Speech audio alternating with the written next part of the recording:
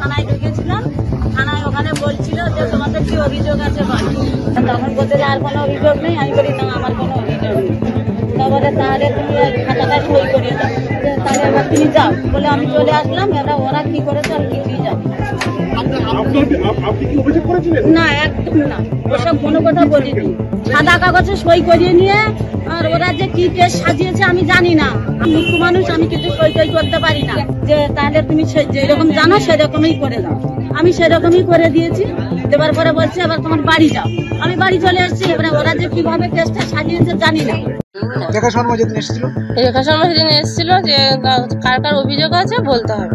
সে অভিযোগ বলার পরে অভিযোগ করার পর সাদা কাগজ একটা দিল, সাদা কাগজে ব্ল্যাঙ্ক কাগজ দিল, ব্ল্যাঙ্ক কাগজে সই করতে হবে।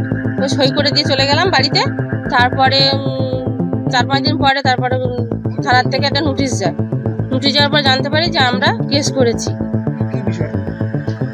ধর্ষণের কেস। সম্পূর্ণ মিথ্যে, ওটা আমাদের মধ্যে ঘটেই। ষড়যন্ত্র করে আমাদের ফাঁসানোর চেষ্টা করেছে। পিয়ালি দাস। পিয়ালি কি করে বলতে তখন এমনি আন্দোলন করেছিল, এখন দেখতে পাচ্ছি বিজেপি করে।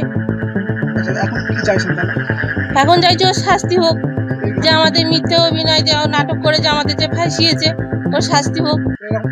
এরকম কোনো ঘটনা ঘটেইনি আমাদের মধ্যে। কাউকে করেছে কিনা আছে নিশ্চয়ই, এর মধ্যে আরো অনেকে আছে, তাদের মধ্যে ঘটেছে। আপনি জানতেন না? আপনারা কাছ থেকে না, আমরা সই করে নিয়ে ধর্ষণ আমরা জানতাম না। এখন কি চাইছেন?